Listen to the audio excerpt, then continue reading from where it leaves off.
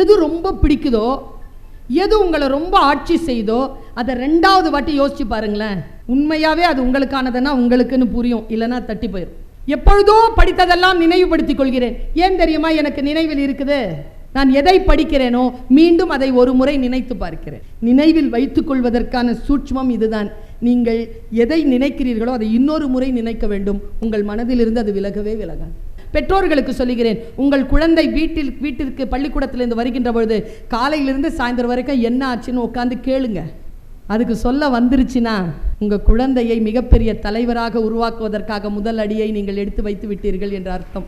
ஆனால் குழந்தை எல்லாம் சொல்லுது தான் வந்து, அம்மா இன்னைக்கு ஸ்கூலில் என்ன நடந்துச்சு தெரியுமா, இரு உங்கள் அப்பா இப்போ தான் வராரு, இரு ஏன் லேட்டுன்னு கேட்பான் பார்.